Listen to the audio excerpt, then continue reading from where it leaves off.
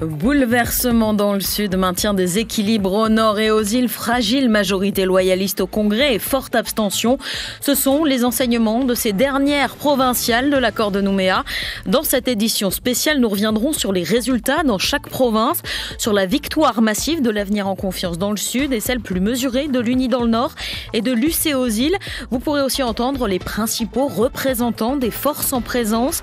Enfin, nous verrons les conséquences de ces résultats, d'abord sur la composition du Congrès, puis plus largement sur ce que nous apprennent l'abstention et les nombreuses voix accordées à ce que l'on appelle les petites listes. Et puis, entre ce journal et l'édition de 7h30, nous serons Angélique Souche, Patrice Jean, maître de conférence en droit public, bonjour, et Élie Poigoun, président de la Ligue des droits de l'homme en Nouvelle-Calédonie, pour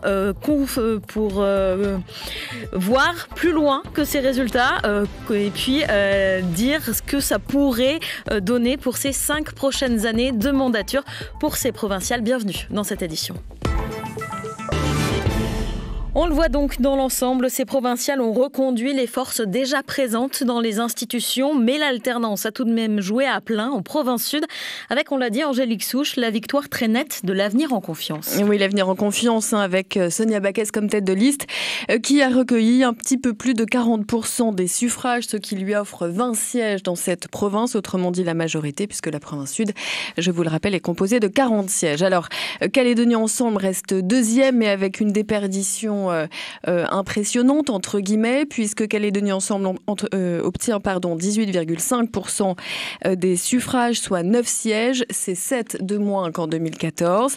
Suit le FLNKS avec quasiment 16% des suffrages. 7 sièges, c'est exactement le score qu'avait fait le FLNKS, en tout cas le nombre de sièges, lorsqu'il était associé au Parti travailliste en 2014. Et puis la surprise qui était malgré tout attendue de cette assemblée de province sud, c'est l'arrivée de l'éveil océanien, la liste de Milakulo Tukumuli, liste, on l'a dit, communautaire en tout cas, stratégiquement pour cette campagne électorale. L'éveil océanien qui fait son entrée dans cette assemblée de province sud avec pas moins de 4 sièges. Alors, on l'a dit, succès de la stratégie d'union, de cet Avenir en confiance, je vous le rappelle, qui est l'union du rassemblement et des républicains calédoniens, mais surtout, ce vote en province sud, c'est la sanction de Calédonie Ensemble, très clairement.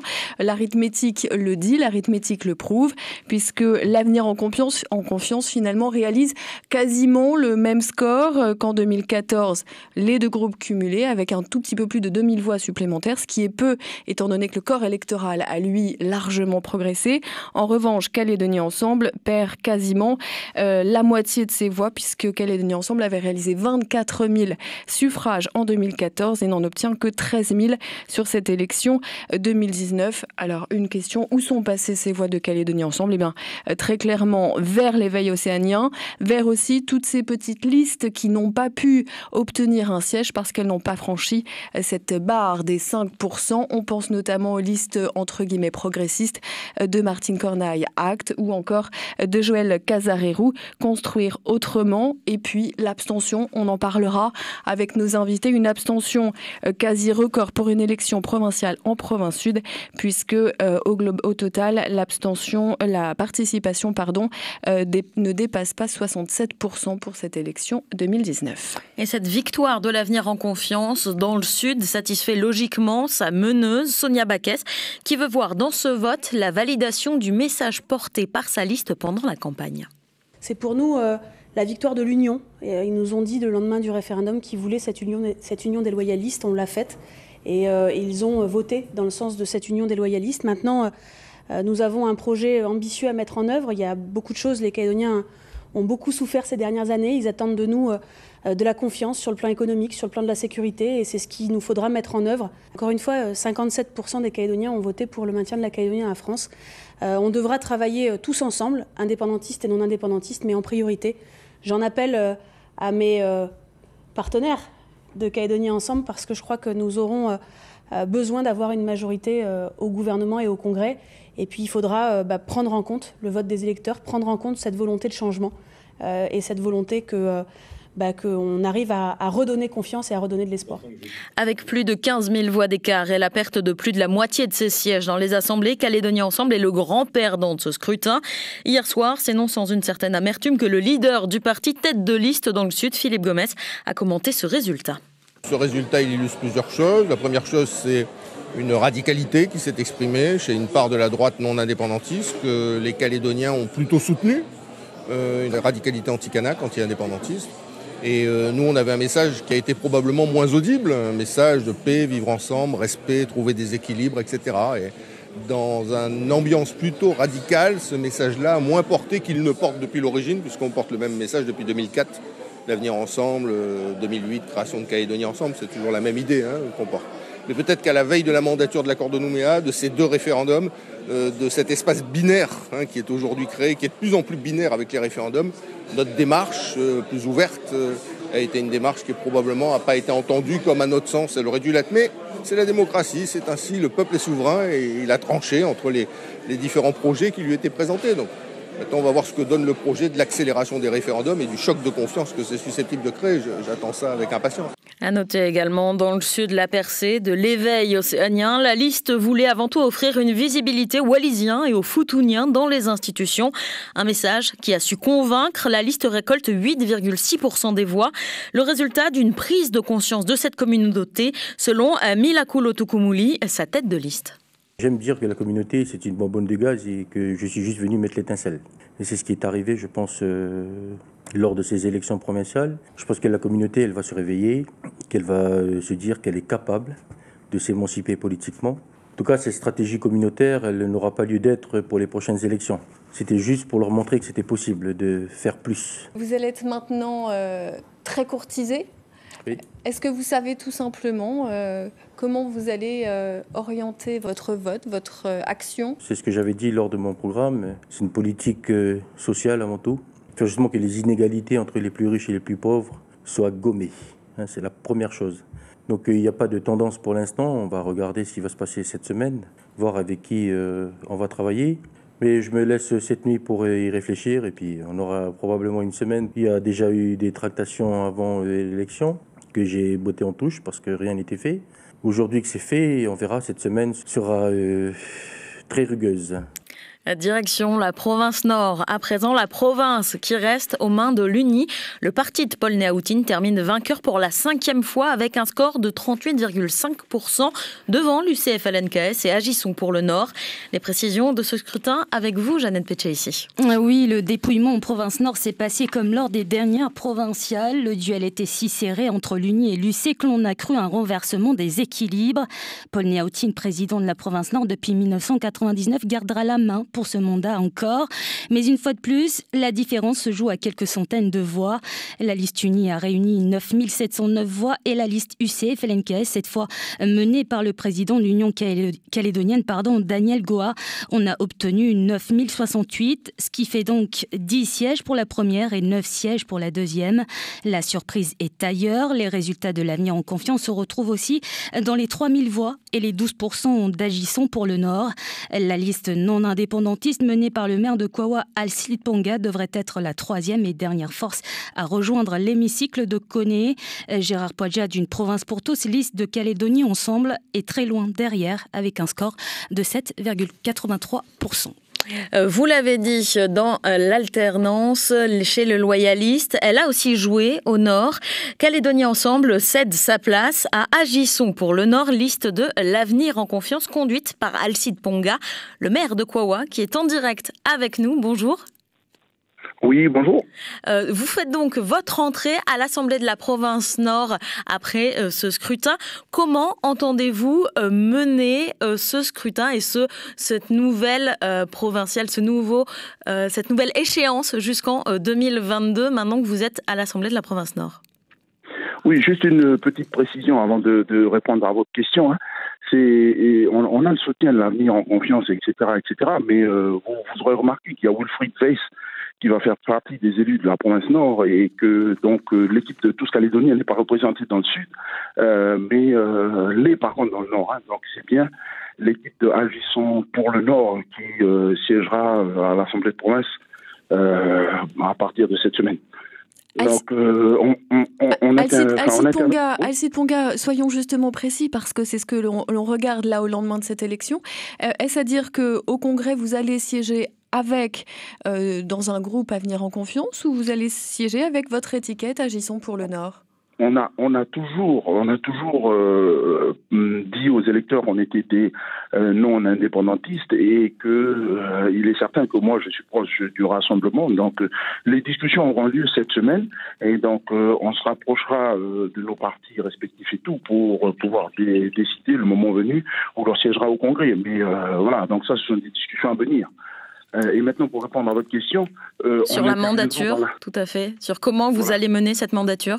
Voilà, tout à fait. Donc, comme on l'a indiqué à nos électeurs, durant la campagne, on sera une force de proposition et on viendra pour être constructif au sein de l'Assemblée de la province parce qu'on a estimé, avant de constituer cette liste, que l'on était capable d'apporter notre pierre à l'édifice dans la construction continuelle de la province. Donc la province s'est améliorée pendant ces dernières années et donc on souhaitait, nous, parce qu'on a vu qu'il y avait des points d'amélioration à apporter, on souhaitait, nous, siéger à l'Assemblée de province pour pouvoir apporter notre touche et contribuer à cette évolution-là.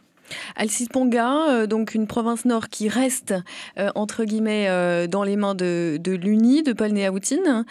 Quel est votre commentaire sur cette continuité pour un 5e mandat ? Écoutez, je pense que les électeurs, la démocratie a parlé. Les gens avant tout, on est dans une province qui est indépendantiste. On l'a vu lors du scrutin du référendum, mais on le revoit encore lors de ce scrutin-là. Monsieur Néaoutine arrive devant l'UCFLNKS. Donc, ce que je disais, c'est que la démocratie a parlé. Ça veut dire que le boulot qui a été fait, il y a certainement des améliorations à apporter, mais l'équipe de monsieur Néaoutine est bien assise aujourd'hui au sein de sa province. Par rapport au vote loyaliste, si jamais on compare avec 2014, les loyalistes perdent un siège à l'Assemblée de la province Nord. Quel est le bilan que vous faites après ce résultat ?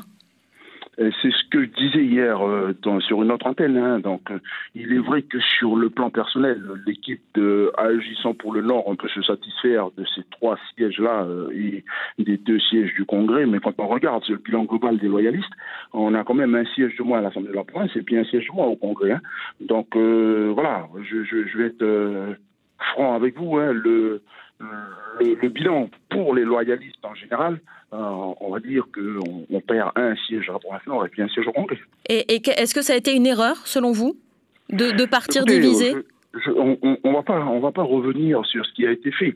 Et les décisions qui ont été prises à l'époque par nous-mêmes, moi j'ai estimé que c'était une décision de 50-50, ce que mes confrères de Calédonie Ensemble n'ont pas estimé ainsi. Mais on a décidé de partir seul parce qu'on a échoué ensemble lors de la négociation. Donc aujourd'hui, on en assume les conséquences, chacun à notre responsabilité. Alcide Ponga, désormais membre de l'Assemblée de la province Nord et toujours maire de Kouawa. Merci d'avoir été en direct avec nous dans cette édition spéciale. Merci à vous. On le disait, en province Nord, c'est l'UNI qui garde la tête de l'Assemblée de province avec 10 sièges contre 9 pour l'Union calédonienne. L'Union calédonienne qui était emmenée par Daniel Goa, que je vous propose d'écouter. Nous avions espéré avoir des sièges pour être devant. On s'est rendu compte qu'en fait, les gens ont préféré assurer la continuité dans la politique provinciale et donc c'est ce qui s'est passé. On ne bouge pas, nous, c'est les sièges qui se répartissent entre Ponga et M. Néaoutine, c'est les sièges de Calédonie Ensemble. Et puis voilà, on reste avec 9 sièges. Donc on n'a pas bougé. Dans cette nouvelle physionomie, comment l'UCFLNKS va se positionner ? Comme d'habitude, nous sommes une force de proposition, donc nous serons toujours là. Nous tirerons la sonnette d'alarme lorsqu'il faudra et nous voterons comme on a fait jusque-là parce que UNI, UC, c'est le FLNKS. Aux îles, plus de 14 100 électeurs se sont rendus aux urnes, un taux de participation en légère baisse par rapport au provincial de 2014. Les quatuors de tête restent l'UCFLNKS, le PALICA, le Parti travailliste et la Dynamique autochtone. Ils conservent leur siège au sein de l'Assemblée de province. Carlaris Watway.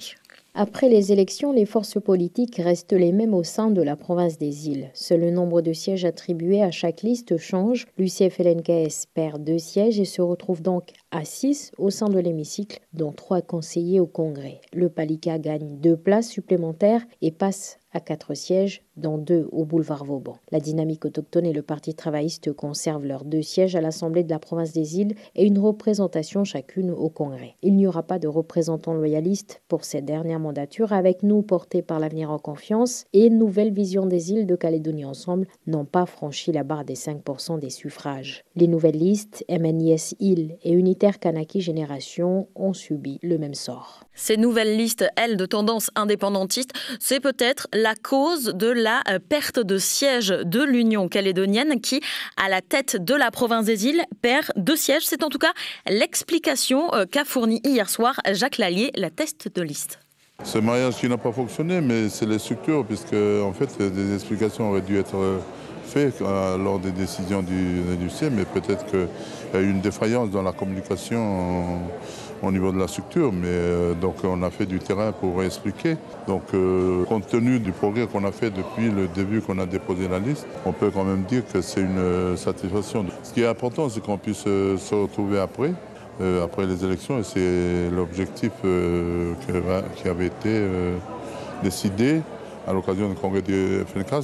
C'est pour dire que le chiffre que j'ai perdu, il y a une grosse partie qui est allée sur le Palika parce qu'ils sont contestés. Ils n'ont pas été fondamentalement votés en face, mais à part quelques-uns, par des votes par millions, mais c'est plus des votes qui restent dans le FNKS. Donc après, on verra les résultats de marée d'ouvert pour après regarder le partage des sièges et on verra comment on va faire après.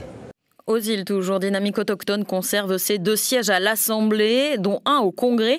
À Marais, on note une belle progression de la liste par rapport à 2014. Elle devance largement le Palika et l'UCF-LNKS. Omera Nesline, élue de la province des Îles. Une grande satisfaction et cela démontre la confiance des Sinéngonais pour Dynamique autochtone. Alors, Dynamique autochtone obtient 2 sièges, encore une fois, à la province des Îles. C'est la première fois que vous allez siéger au sein de cette province. Vos réactions? Un grand défi qui arrive pour cette mandature. Qu'est-ce que vous allez mettre en place en priorité pour les gens des îles? Comme j'ai eu l'occasion de le dire, c'est déjà satisfaire les besoins primaires de notre population, se loger, se nourrir, se vêtir et parallèlement, bien sûr, des projets économiques innovants et toujours justement adaptés à notre environnement. Une représentation également au Congrès. Qu'est-ce que vous allez défendre en premier? Donc, c'est les gros dossiers et notamment les échéances qui arrivent bientôt. Ces élections provinciales désignent donc logiquement les conseillers dans les assemblées de province, mais aussi les conseillers au Congrès. Et on l'a dit, Angélique Souche, avec ce nouvel échiquier politique, on se retrouve avec une fragile majorité loyaliste. Oui, une majorité non indépendantiste très fragile. Alors, je vous redonne la composition. En tout cas, si l'on se permet les agrégats entre les petites listes et les groupes qui existent actuellement au Congrès, l'Avenir en confiance serait le principal groupe du nouveau Congrès avec 18 voix, à condition, on l'a entendu, il y a une petite réserve, que l'on agglomère les deux voix d'Agissons pour le Nord d'Alcide Ponga. Donc, on serait à 18 voix. Calédonie Ensemble passe à 7 voix, l'éveil océanien 3 voix, l'UC-FLNKS reste constant avec 13 élus, l'UNI gagne 2 élus avec 11 sièges, le Parti travailliste en perd 1 avec un seul siège désormais et Dynamique autochtone se maintient avec un seul élu pour l'instant. Alors un écart qui se réduit entre le bloc entre guillemets loyaliste et le bloc indépendantiste. On aurait désormais 25 élus loyalistes, j'allais dire identifiés comme tels. Et puis l'éveil océanien qui reste pour l'instant un point d'interrogation. Sa tête de liste a dit pendant sa campagne s'est positionnée en termes d'avenir institutionnel, plutôt favorable au maintien de la Calédonie dans la France. Mais on sait que l'électorat est un électorat relativement hétérogène, avec aussi des électeurs du RDO, donc un affichage qui reste malgré tout mesuré. Et puis côté indépendantiste, on a donc 26 élus. Ce qui veut dire, si l'on caricature un peu, si l'on force un peu le trait, 28 élus loyalistes, 26 élus indépendantistes. Mais comme je viens de vous l'expliquer, le facteur réveil océanien devra être confirmé dans les prochaines semaines. Monsieur Teuku Muli a précisé hier soir, lors du direct, qu'il se donnait ce temps de la réflexion pour voir son positionnement dans cette assemblée. Alors, la question qui se pose désormais, c'est celle du renouvellement. On en a beaucoup parlé pendant la campagne. On voit finalement que le renouvellement reste à la marge, avec une fois encore l'entrée de l'éveil océanien dans ces assemblées, province sud et congrès. C'est un vrai renouvellement. En revanche, pour le reste, on a quand même une vraie continuité. Vous l'avez vu avec les forces en présence. La faute, on l'a vu tout au long de ce journal, aussi à l'échec de l'union, notamment des loyalistes dans le Nord et dans les îles. Et puis toutes ces petites listes qui n'ont pas franchi la barre des 5%. On l'a dit, il y avait 25 listes au total. Très peu restent, ont passé finalement la ligne d'arrivée. Et enseignement encore, je le rappelle, de cette élection, ce taux de participation très faible, 66,47%, c'est 3% de moins qu'en 2014 et c'est encore moins qu'en 2009. Il y a un vrai désintérêt de cette élection provinciale des électeurs calédoniens. On en parlera bien sûr avec nos invités tout à l'heure. Eh bien voilà, ce qui met un terme à cette édition avec laquelle nous revenions sur ces résultats de ces provinciales 2019. Pour vous refaire un petit résumé, bouleversement dans le Sud avec la victoire de l'Avenir en Confiance, victoire très large face à Calédonie Ensemble, le maintien des équilibres au Nord avec l'UNI qui reste en tête et l'UC qui reste en tête également aux îles.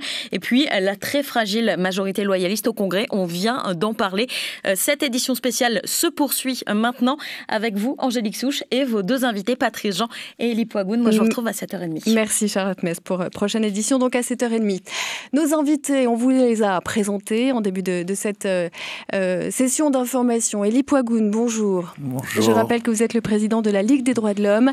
Patrice Jean, bonjour. Bonjour. Je rappelle que vous êtes spécialiste, alors je ne vais pas donner tous vos titres, mais en tout cas de droit public, et vous allez tous les deux nous accompagner un petit peu pour nous projeter sur à la fois les enseignements et puis les prochains rendez-vous qui sont dans ce calendrier institutionnel. Première question, premier commentaire. Que vous inspire ce niveau d'abstention ? On vient d'en parler. 66,5% à peine sur l'ensemble du pays, avec un taux de participation très faible aussi en province sud.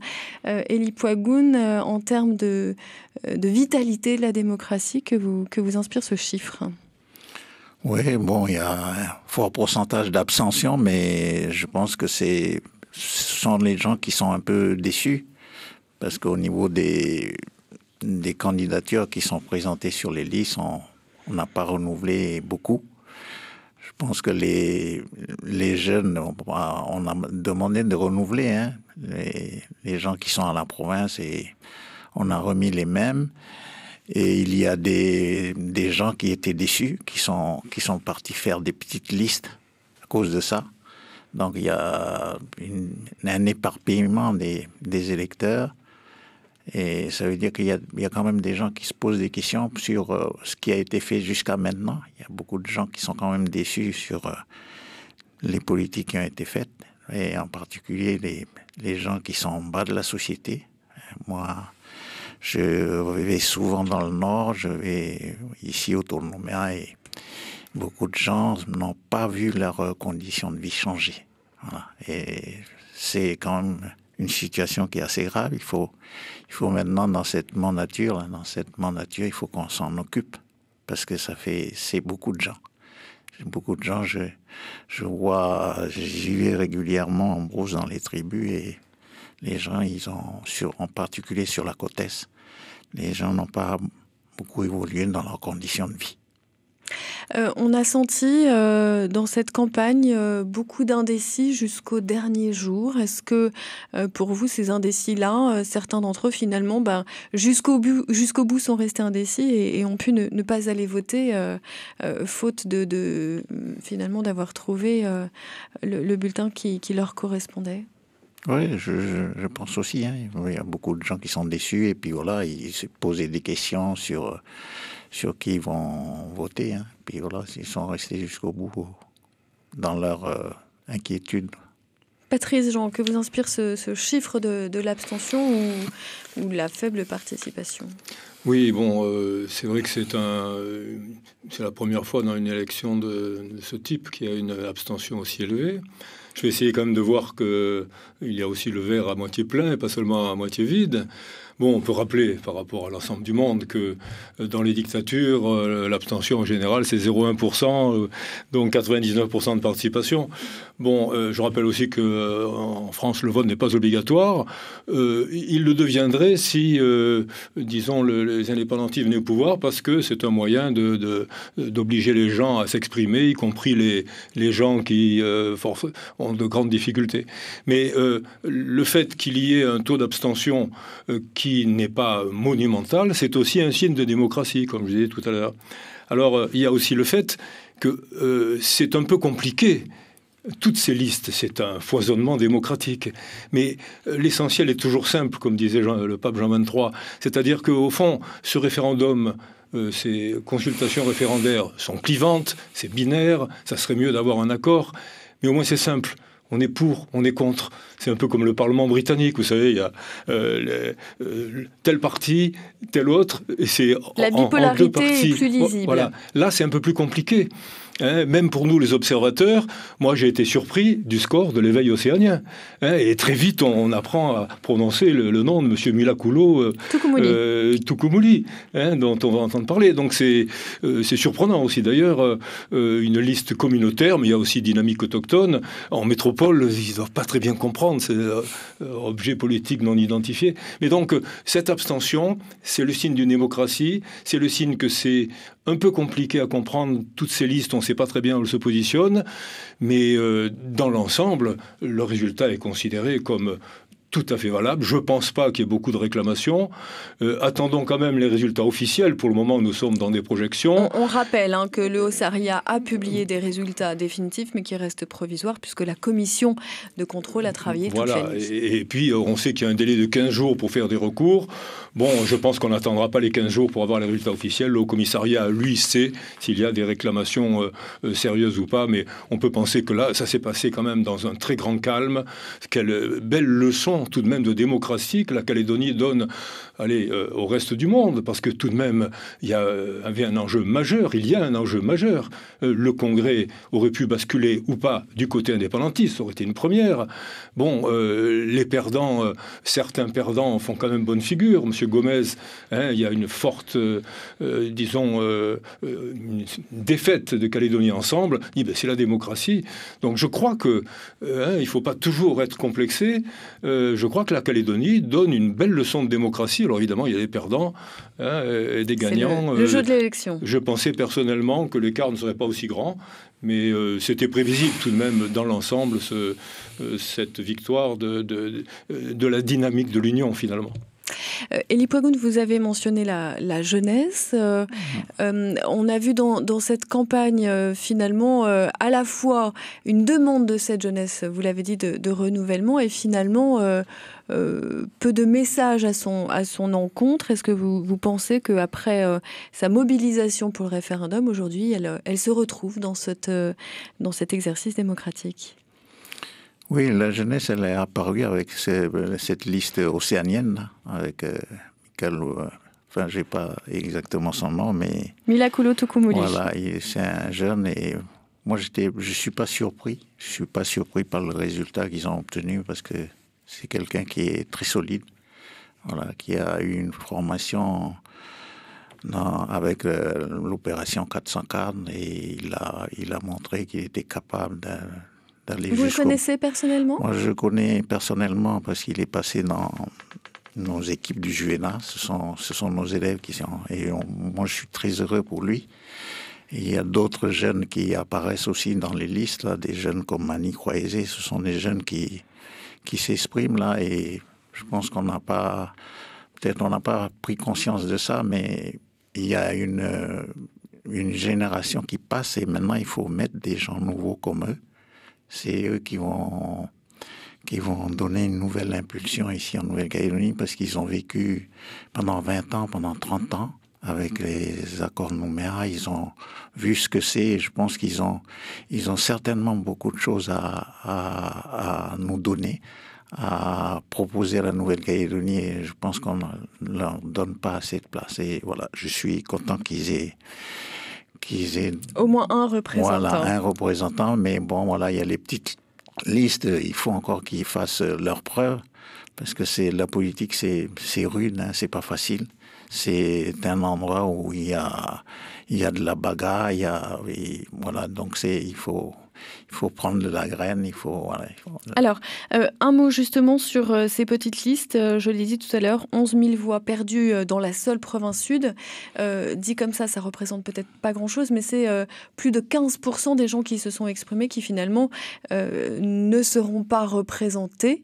Là encore, en termes de démocratie, est-ce que c'est le jeu des 5% de la proportionnelle ou est-ce que malgré tout, on atteint une limite du système? Patrice Jean. Mais il est évident que cette barre des 5% est redoutable. 5% des inscrits. C'est une manière d'essayer, comme le disait hier Luc Steinmetz, d'essayer de modérer un petit peu l'éparpillement que provoque la proportionnelle. Là aussi, nous pouvons être un exemple tout de même de démocratie, malgré cette barre des 5% qui essaye d'éviter l'éparpillement. Je rappelle que si nous étions en France métropolitaine, si nous élisions l'Assemblée nationale, scrutin majoritaire, c'est-à-dire qu'il y aurait une très forte majorité au Congrès, majorité absolue de l'Avenir en confiance, et le gouvernement serait monocolore, ou quasiment. Donc là, nous avons une barre des 5% qui, effectivement, élimine ces petites listes. Certains grands partis en étaient assez inquiets, d'ailleurs, parce que, disant, mais imagine qu'il y a dans on a entendu, cercles, et c'est assez rare, voter utile. Mais comment tu montes une petite liste? Tu sais bien que tu n'auras pas les 5%, et tes voix vont être perdues. Tu risques de faire perdre à notre camp, etc. Et ça a dû se dire, ça s'est dit dans les deux camps.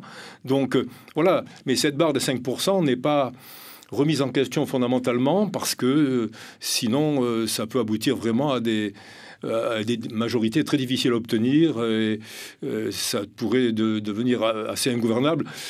Mais enfin, la démocratie pure, si l'on peut dire, serait une proportionnelle intégrale où chacun serait représenté. Mais la France n'a très rarement pratiqué ça. Mais elle essaye en Calédonie d'aller plus loin que le simple système majoritaire, qui est un système qui tranche entre le pour et le contre. Proportionnel qui est en adéquation avec la collégialité. On y reviendra. Je vous propose d'aller un petit peu plus loin pour faire connaissance et surtout revenir sur la démarche du parti Éveil Océanien qui reste l'un des événements, l'une des informations de cette élection. L'Éveil Océanien, on l'a dit, avec une démarche électorale communautaire assumée de son leader Milakulo Tukumuli. Le sens de cette démarche, on y revient avec Malia Lossa-Falelavaki. L'Éveil Océanien est un parti fondé en début mars par une génération de jeunes Wallisiens et Futuniens nés sur le Caillou. La liste conduite par Milakulo Tukumuli, 34 ans, docteur en mathématiques, obtient 4 élus à l'Assemblée de la province sud, dont 3 au Congrès. 30 ans après la percée remarquée de l'Union océanienne au provincial de 1989 qui avait obtenu 2 sièges au Congrès. Une formation qui, là aussi, avait été créée à la veille des élections. Aujourd'hui comme hier, le parti n'a visé que l'électorat wallisien et futunien. La seule solution pour accéder dans les institutions et avoir une meilleure représentation, selon Milakulo Tukumuli, il a compté plus de 15 000 électeurs et il recueille 6 077 voix. Les Calédoniens d'origine wallisienne et futunienne sont en fait présents dans toutes les mouvances politiques loyalistes et indépendantistes. Il y a des élus à l'Avenir en confiance, à Calédonie Ensemble et au FLNKS. Elie Poigoun, je reviens sur... Alors, en plus, vous connaissez Mila Koulo-Tokomouli, mais sur ce choix stratégique de vote communautaire, est-ce que ce choix-là a pu, à un moment donné, choquer la Ligue des droits de l'homme ? Oui, je pense que dans un pays comme le nôtre, dans une démocratie, il faut dépasser nos communautés, essayer de construire ensemble avec les autres. Et là, ils ont choisi une autre voie. Je pense que l'ethnie wallisienne a encore beaucoup d'efforts à faire pour vivre de manière correcte la citoyenneté ici, s'ils se sont mis ensemble. Et je crois que c'est peut-être une étape. On ne peut pas dénoncer non plus parce que dans nos communautés océaniennes, il y a une évolution. Il y a une évolution dans les mentalités. Ils ont été habitués à travailler ensemble, à discuter ensemble dans les problèmes de la cité. Et je pense qu'ils n'ont pas encore passé le cap où il faut faire avec tout le monde. Voilà, ici en Nouvelle-Calédonie. Il a précisé aussi que c'était une stratégie uniquement finalement pour exister sur ce vote-là et qui n'avait pas vocation à perdurer dans le temps. Voilà, il faut qu'ils s'ouvrent aux autres. Je pense que quand ils vont être dans les congrès, ils vont apprendre à être avec les autres communautés et puis à l'ensemble des citoyens. Voilà. J'aimerais qu'on revienne sur la tonalité de cette campagne. Vous êtes intervenu, Elie Poigoun, au nom de la Ligue des droits de l'homme. On a une campagne relativement... Alors, le pacte de non-agression, si je puis dire, a été respecté dans le Nord entre l'UC et l'UNI. On a une campagne relativement agressive dans le Sud entre Calédonie Ensemble et l'Avenir en Confiance. Est-ce qu'aujourd'hui, on a vu hier les intentions de faire table rase de tous ces mots, de toutes ces paroles. Est-ce que, Elie Poigoun, selon vous, c'est possible ? Est-ce qu'on peut tous permettre le temps d'une campagne électorale ? Je pense maintenant, la campagne elle est finie. Je pense qu'il y a eu peut-être des comportements qui n'étaient pas bien pendant cette campagne. Je pense que maintenant, on est appelé à travailler ensemble pendant 5 ans. Voilà, on fait tous partie des gens qui ont choisi de vivre ici. Je pense que maintenant, il faut construire ensemble, il faut faire des efforts pour essayer de travailler avec l'autre, pas simplement en l'affrontant, mais aussi en l'écoutant. Je pense qu'il n'y a que comme ça que la Calédonie va avancer dans le bon sens. Bon, nous, on a émis des critiques par rapport à certaines organisations politiques. Peut-être qu'on ne l'a pas fait de la meilleure manière possible parce qu'on aurait pu aussi dire des choses vis-à-vis de Calédonie Ensemble à cause de certaines utilisations d'images. De moi personnellement, j'ai pas voulu insister dessus, mais je pense qu'il faut que nos organisations politiques sachent respecter les règles de la démocratie et puis voilà. C'est tout ce qu'on a dit pendant cette campagne parce qu'on est appelé à travailler ensemble pendant 5 ans et ça sert à rien de vouloir ne pas respecter les règles qui nous ont été fixées. Je pense qu'on a tout à gagner à faire en sorte que ça se passe dans les meilleures conditions possibles. Alors je vous propose un focus maintenant sur le vote d'hier, sur la commune du Mont-d'Or, une commune qui finalement a réagi, j'allais dire, à l'image de la Calédonie. Je rappelle que 16 758 électeurs étaient appelés aux urnes, avec un taux de participation qui est celui finalement du pays, à peu près 67%. C'est donc moins qu'en 2014. Alors que faut-il retenir de ce scrutin et éventuellement des enseignements de l'échiquier politique calédonien? C'est ce que nous voyons avec Maliane Kouan. L'Avenir en Confiance est arrivé largement en tête au Mont-d'Or avec 35% des suffrages exprimés, suivi de Calédonie Ensemble 17%. C'est 2 fois moins que le score de 2014. Le FLNKS arrive en 3e position avec 15% des suffrages exprimés, puis l'Éveil océanien qui a réalisé de bons résultats dans certains bureaux de vote avec 11,75%. La liste d'union loyaliste de l'Avenir en Confiance a donc porté ses fruits et permet aux Rassemblement LR de tourner la page des provinciales de 2014 où il avait vu Calédonie Ensemble l'emporter dans son fief avec plus d'1 millier de voix supplémentaires. Le Mont d'Or, une commune à l'image du jeu politique en Calédonie puisque de l'autre côté, c'est aussi la commune de Roquamitan, la tête de liste du FLNKS dans le sud. Le FLNKS qui réalise un score moindre par rapport à 2014, soit 15% ce dimanche contre 19% aux dernières provinciales. Le score aurait pu être différent si l'ensemble des mouvements indépendantistes étaient unis, car si l'on additionne les voix des 3 listes indépendantistes, il serait arrivé deuxième devant Calédonie Ensemble au Mont d'Or. Enfin, notez que les autres listes, elles, n'ont pas dépassé la barre des 5%. Voilà pour ce focus sur le Mont d'Or. Un commentaire peut-être, et j'allais dire, à mettre en parallèle avec les résultats qu'on a pu observer à Nouméa, où on a vu très clairement une mobilisation des quartiers sud et vraiment un retrait en termes de participation des quartiers nord. Est-ce que cette fracture comme ça de cette commune, de cette capitale, est quelque chose qu'il faut prendre en compte, Patrice Jean ? Mais, il est bien possible que les jeunes indépendantistes, souvent Kanak, se soient moins mobilisés que pour le référendum. Parce que, enfin, la consultation référendaire, doit-on dire, je crois. Parce que tout de même, là, c'était simple et il y avait peut-être une chance. Parce que pour se motiver, pour aller voter quand on est jeune, faut se prendre par la main. Une chance peut-être d'avoir cette pleine souveraineté, cette indépendance. Mais le référendum a montré que ça n'était pas le cas. Donc il y a eu sans doute une assez grande déception, un certain découragement, et les jeunes, certains jeunes probablement n'ont pas retrouvé cette motivation pour aller voter, mais là il faudrait que des analyses plus poussées le confirment.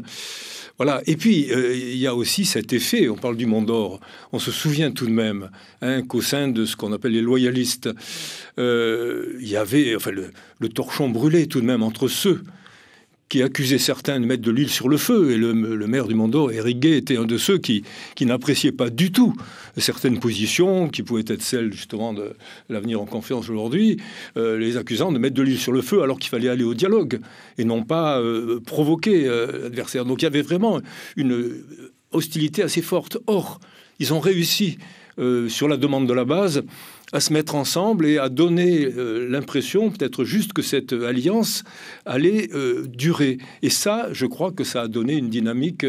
Et on parle du Mont d'Or, mais justement, entre le Mont d'Or, par exemple, et puis Païta à l'époque, le torchon brûlé, c'est certain. Et là, ils ont réussi à dépasser ce qu'on appelle les égos, quelquefois, c'est un peu général.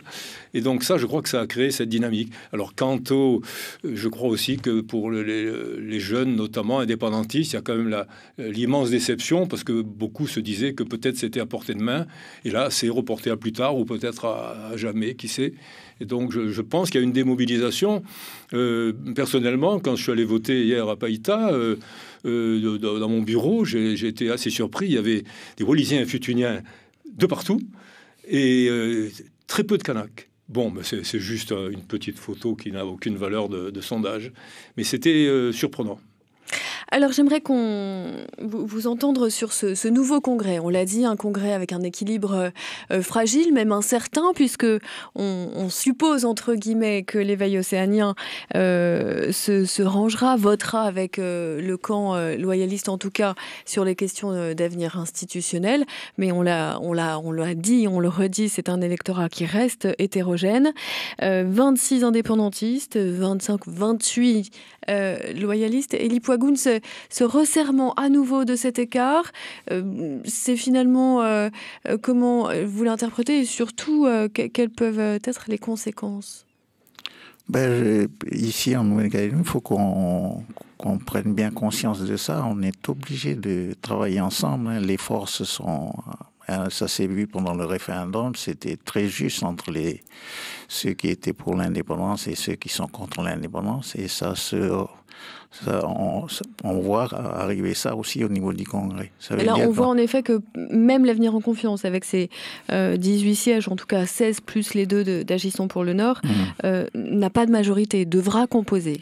Oui, on est obligé de composer. C'est notre avenir ici en Nouvelle-Calédonie. Il faut discuter avec celui qui est en face, hein, parce on représente, au niveau de l'électorat, on représente des forces égales. Ça va durer encore longtemps, ça.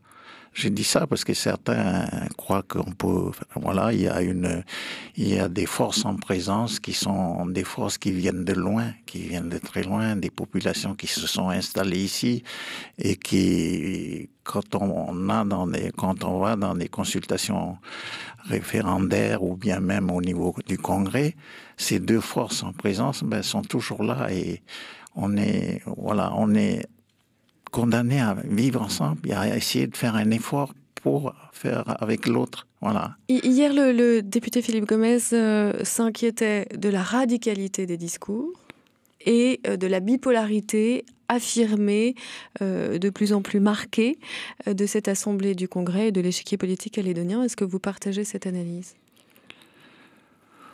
Il y a toujours eu une radicalité dans les discours ici. Il y a des gens qui s'expriment. Il y a toujours des extrêmes qui veulent aller très loin dans les affrontements. Mais je crois qu'il ne faut pas oublier qu'il y a aussi des forces. Il y a des forces comme j'ai dit là, qui ont compris que notre avenir doit être un avenir de dialogue, d'écoute de l'autre. Et je crois que c'est essentiel ici. Voilà. Et voilà, il faut peut-être qu'un jour ça arrivera à une force qui va naître de cette confrontation, des gens qui ont envie de faire des choses ensemble. Mais on le fait déjà ensemble. On fait déjà beaucoup de choses ensemble au niveau des provinces, au niveau des communes. Il y a un travail qui se fait. Je pense que ça va mettre du temps. Vous êtes plus optimiste que le député Philippe Gomez. Oui, je suis plus optimiste parce que je crois fermement à l'homme, à l'être humain, qui est toujours capable de trouver des solutions, même dans des situations extrêmes, dans des situations qui ne sont pas bien. On est toujours capable de... Et je pense que la Nouvelle-Calédonie, elle a montré ces dernières années qu'elle a une force, très force morale. Elle a une force qui est capable, même dans des situations très difficiles, où les gens s'affrontent jusqu'à se donner la mort. Je pense qu'il ne faut pas qu'on oublie ça. Le peuple kanak, il a une valeur essentielle, c'est la valeur du pardon et de la réconciliation. Nous avons subi beaucoup ici, depuis que la colonisation est arrivée ici. On a subi beaucoup.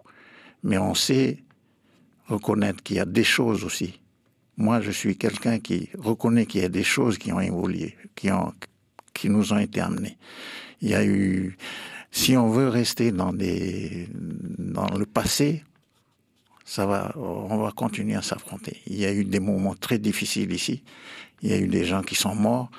Et on a vu qu'on était capable, on trouve des forces intérieures dans chaque communauté pour essayer de se mettre ensemble. Et de dire, voilà, ça ne sert à rien de s'affronter dans la violence, dans la haine, dans l'exclusion. Et qu'il est possible de construire.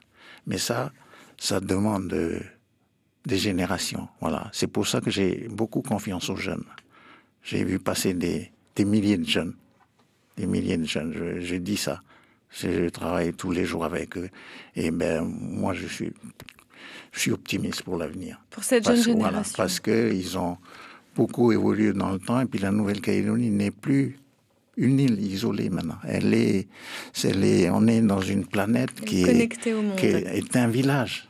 C'est un village mondial. Il faut qu'on se mette dans cet esprit-là, qu'on n'est pas tout seul. On est en présence de forces qui bouleversent le monde et il faut qu'on tienne compte de tout ça. Et je pense que les nouvelles générations qui passent à l'intérieur de l'école, ils vont nous inventer des choses, ils vont certainement nous proposer des solutions pour notre petite île. Patrice Jean, j'aimerais qu'on avance un petit peu sur ce calendrier institutionnel qui se profile. Alors, nous avons maintenant finalement les forces politiques en présence et il va falloir que chacun compose un petit peu son assemblée, en tout cas sa province, et puis le congrès. Alors déjà, vendredi, on a les élections par province. Rappelez-nous quelle est finalement la modalité d'élection de composition de ces provinces. Ça va se faire de manière classique. Et il va falloir que chaque assemblée de chaque province élise ce qu'on appelle son bureau, son exécutif. Donc, on connaît déjà les grands équilibres. L'avenir en confiance dans la province sud a en principe 20 sièges, ce qui donne une majorité relative, la majorité absolue étant à 21. Et donc, là, les choses sont assez simples. Donc, s'il n'y a pas de surprise, la province sud va basculer au profit du parti dirigé de l'ensemble de partis dirigés par Sonia Backès.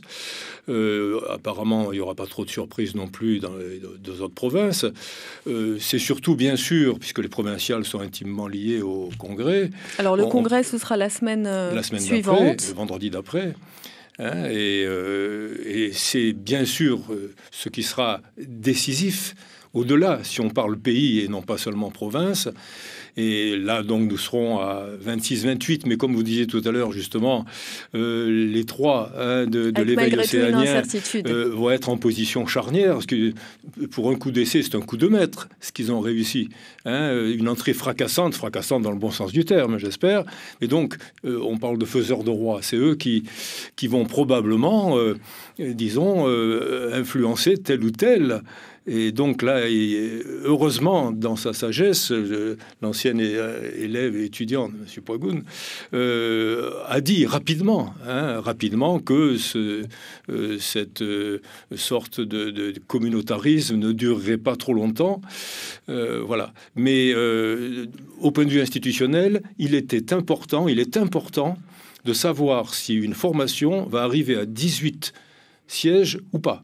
Et apparemment, d'après les projections, l'avenir en confiance arriverait à 18 sièges. Si, en tout cas, Alcide Ponga en décidait ainsi. Et 18 sièges au Congrès, c'est le tiers des membres du Congrès qui fait 54. Et ce tiers, c'est le nombre qu'il faut, minimum, pour déclencher non pas la deuxième consultation référendaire ipso facto, automatiquement, mais pour déclencher le processus de déclenchement de la deuxième consultation qui passerait par une consultation, l'avis du Congrès, l'avis du gouvernement, qui ne sont pas encore constitués.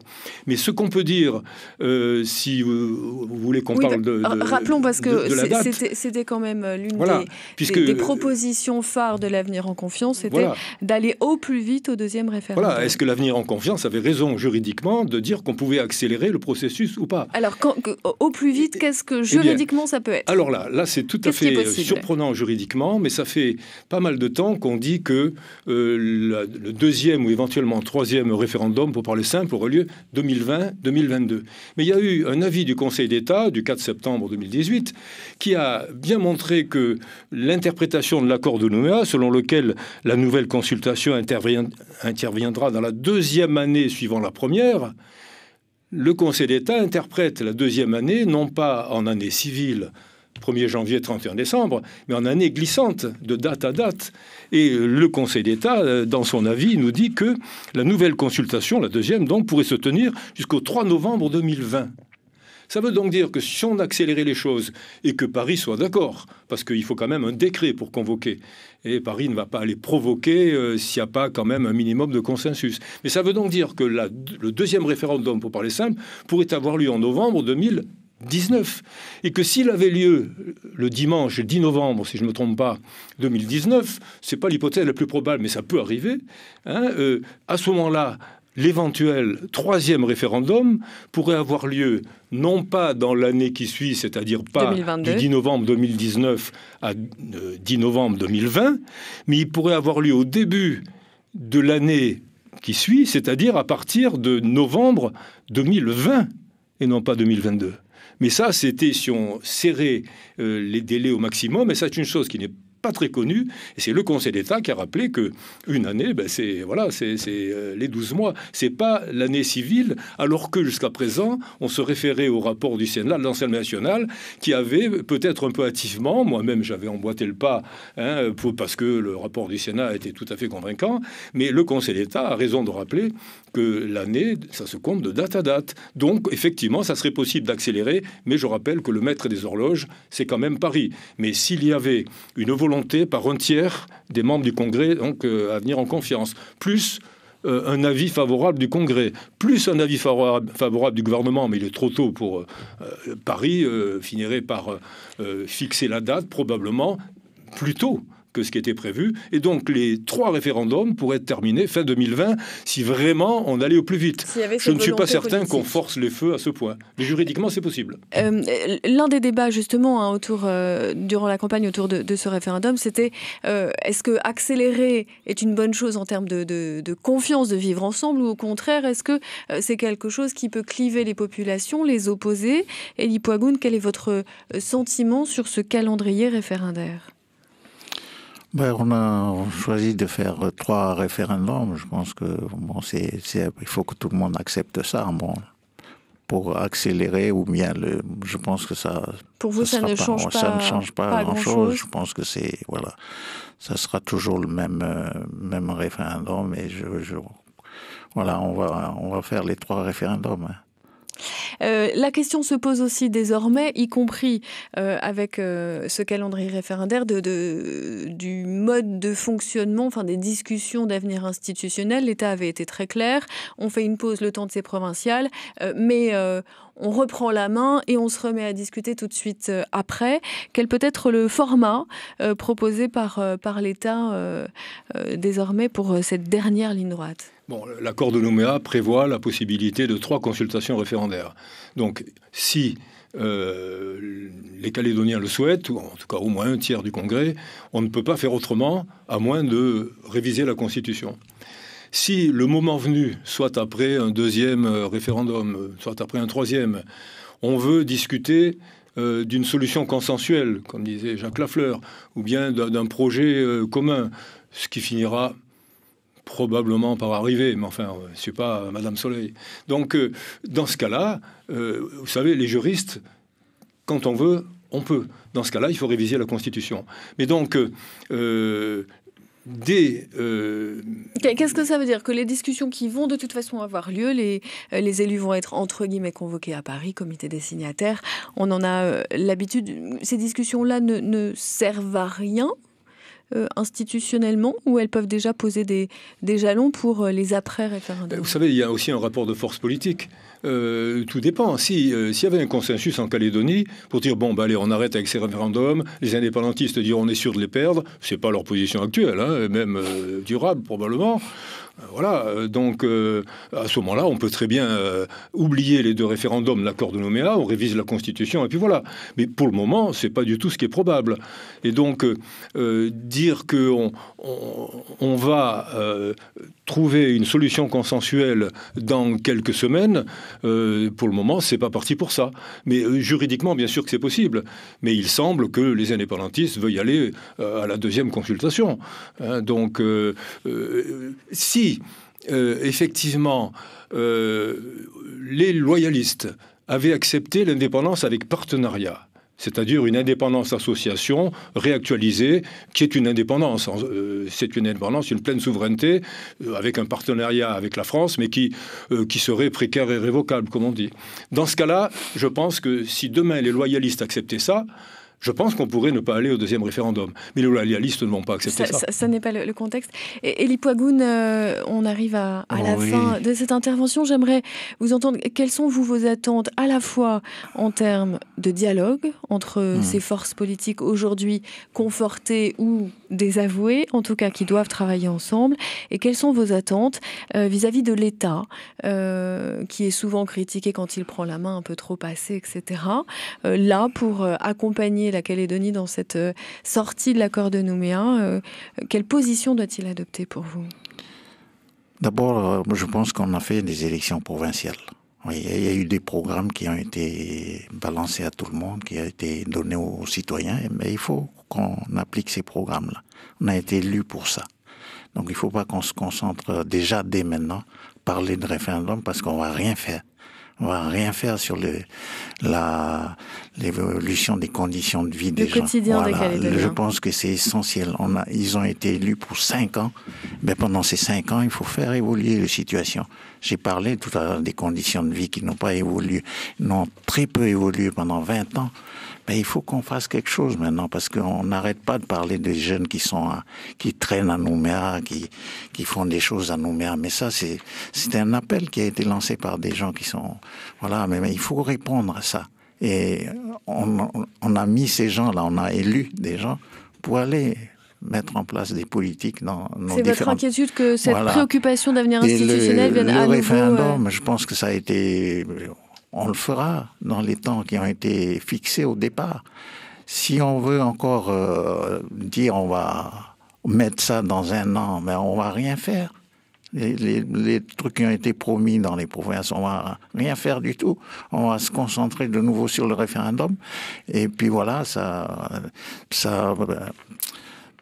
c'est pas favorable à ce que j'ai dit tout à l'heure pour l'évolution des conditions de vie des gens. Donc voilà, je pense que l'État verra avec les forces politiques. Ils verront ils vont choisir. Quel va être le calendrier pour ces référendums. Mais il ne faut pas oublier qu'on a mobilisé les gens là pour avoir une politique pendant 5 ans. Il faut évoluer les situations. Ce sera le mot de la fin. Merci Elie Poigoun d'avoir été avec nous ce matin, président de la Ligue des droits de l'homme. Merci Patrice Jean de nous avoir accompagnés aussi, éclairés une fois encore sur ces questions institutionnelles. Il est 7h, passé de 30 minutes sur la première. Je vous propose de retrouver Charlotte Mestre pour un nouveau journal.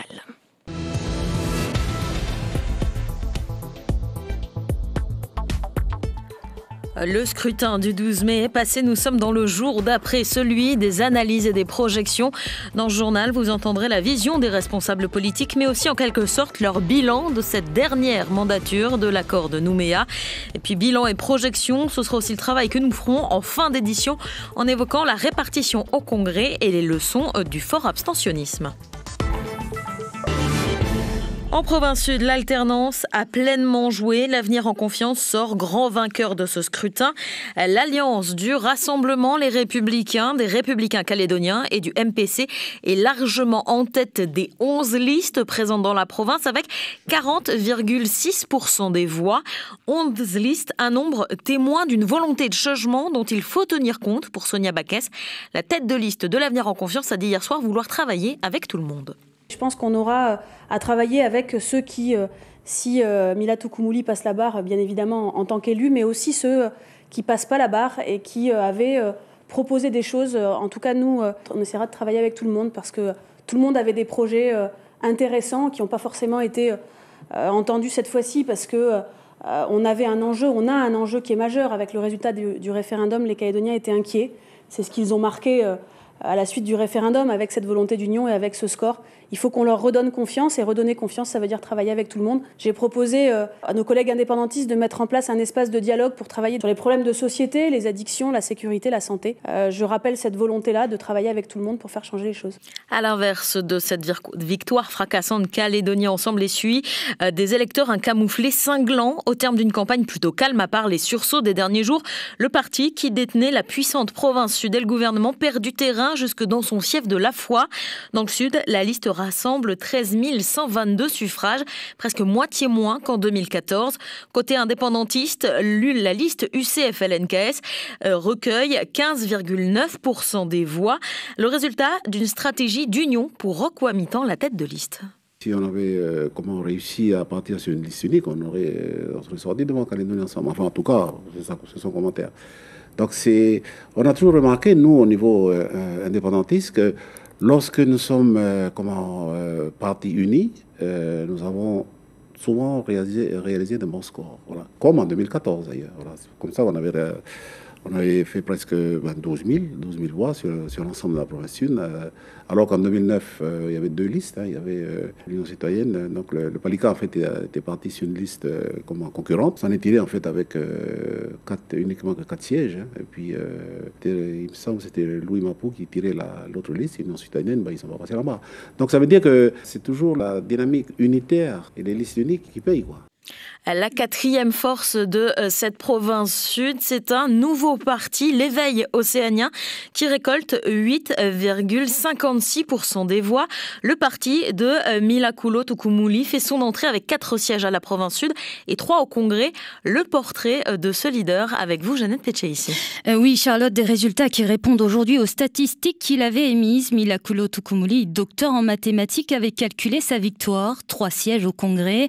Le Wallisien de 34 ans se présentait pour la première fois à ces provinciales avec une stratégie électorale, celle de faire appel aux électeurs de sa communauté wallisienne et futunienne pour accéder aux institutions. Son parcours, né à Thio le 19 octobre 1984, il a 1 mois quand les événements éclatent. Si la plupart des familles de sa communauté décident de partir à Nouméa, ses parents font le choix de rester. À Thio, le jeune Milakulo y fait toute sa scolarité. Lycée Jules Garnier ensuite, à Nouméa, Université de Nouville, puis la France. En 2013, il passe le doctorat en mathématiques avec mention très honorable. Février 2014, il rentre au pays avec l'espoir d'exercer à l'Université de Nouvelle-Calédonie. Devant les difficultés de trouver un emploi, il se réoriente et crée ses propres sociétés. Le choix de faire de la politique naît ensuite de 2 années d'immersion auprès des coutumiers de sa communauté engagés avec Calédonie ensemble. C'est après le référendum qu'il décide de se lancer en créant l'Éveil océanien, parti qu'il a toujours clamé être communautaire et non communautariste. En province nord, les forces en puissance restent en place. L'UNID Paul Néautine conserve une courte avance avec 38,5% des voix, suit l'UC avec 36%. À Hirgisson pour le nord, la liste de l'avenir en confiance avec 12,2%. Même schéma dans les îles où cette fois l'UC reste en tête. La liste portée par Jacques Lallier remporte 37% des voix et 6 sièges. Le PALICA 4 sièges et 21% des voix. Le Parti travailliste 14% des voix et 2 sièges. Et 2 sièges enfin aussi pour la dynamique autochtone qui récolte 11% des voix. Et on le voit, aucun siège pour les loyalistes en province des îles, 1 en moins pour les loyalistes en province nord. L'échec de cette stratégie de division, puisque 2 listes loyalistes étaient en course en province nord, 2 listes également dans les îles Loyauté. Quel est le bilan de cette stratégie? C'est ce que faisait hier soir sur notre plateau Nicolas Mesdorf pour Calédonie Ensemble. On a milité pour des listes d'union dans le nord et dans les îles, puisque l'objectif, c'est bien de conserver une majorité non indépendantiste au Congrès. Malheureusement, on n'a pas pu le faire et on constate là que nos listes dans les îles ne passent pas la barre. Il faudrait analyser les résultats, mais j'imagine que si on cumule les voix de Simon Lecote et de Jean-Éric Nahoué, il aurait été possible peut-être. Donc on aurait passé la barre. Donc vous auriez passé la barre des 1061. Donc on aurait passé la barre. C'est des élus perdus pour nous, pour les non-indépendantistes. Et j'ai vu tout à l'heure les résultats dans le Nord également. Si la liste d'Alcide semble avoir passé la barre, il semble que Gérard Poidja, pour l'instant, n'ait pas réussi à atteindre les 2000 voix requises. Donc on doit tirer les conclusions de ça pour les prochaines élections et réussir à mettre nos égos de côté pour privilégier l'intérêt général. On n'a pas réussi à le faire cette fois-là. On ne va pas rentrer dans la responsabilité. Dans la faute à qui ? Voilà. Mais que ça nous serve de leçon. Nicolas Mesdorf était hier sur le plateau de notre soirée électorale spéciale. Et après ces provinciales, le Congrès choisira ses dirigeants d'ici 15 jours. Avant cela, nous le savons, à l'échelle du Congrès, les partis loyalistes conservent une très courte majorité contre les indépendantistes. Angélique Souche. Oui, une majorité fragile, suspendue au fil de l'éveil océanien. Encore lui, l'éveil océanien de Milakulo Tukumuli, avec ses 3 sièges, puisqu'en effet, si on fait le décompte des forces en présence au regard du Congrès sortant, on obtient 18 sièges, en tout cas 16, plus les 2 d'Agisson pour le Nord d'Alcide Ponga, donc 18 sièges pour l'avenir en confiance, 7 pour Calédonie Ensemble, autrement dit 25 sièges identifiés comme loyalistes, et puis 26 sièges identifiés comme indépendantistes de l'autre côté, 13 pour l'UCF-LNKS qui reste constant, l'unique qui gagne milieu du terrain avec 11 sièges désormais. C'est 2 de plus qu'en 2014. Le Parti travailliste qui est réduit à un seul représentant, tout comme la dynamique autochtone LKS. Donc un seul siège. Autrement dit, une majorité très fragile qui va rendre très difficile, ou en tout cas de donner comme passage obligé les ententes, les alliances, les négociations pour la composition à la fois donc des bureaux des commissions du Congrès et surtout du gouvernement qui, je le rappelle, est collégial et qui donc est à l'image des forces en présence au Congrès. Alors une élection qui aura lieu le 24 mai prochain et qui sera à suivre en direct sur nos antennes de la première, évidemment pour poursuivre cette séquence de renouvellement institutionnel. Angélique Souche. Et puis, on le disait, ce nouveau paysage politique pose la question de l'après. Ce vendredi 17 mai, les nouvelles assemblées de province doivent choisir leur président. Angélique Souche vous l'a dit, le 24 mai, ce sera au tour du Congrès, ce sera en direct sur les antennes de la première. Et d'ici le 14 juin, il faudra composer un nouveau gouvernement collégial. Il y a un besoin de fédérer, on l'a compris. Ces résultats des provinciales, on en parlera également tout au long de la journée, avec notamment à midi en radio, un club de la presse spécial provincial. Et puis également une édition spéciale en télé à midi et demi, avec également un journal spécial ce soir à 19h30. C'est la fin de cette édition spéciale sur nos 3 antennes. Merci Angélique Souche. Merci Charlotte, merci à tous. Et je vous retrouve à à 8h pour un dernier point de cette matinale.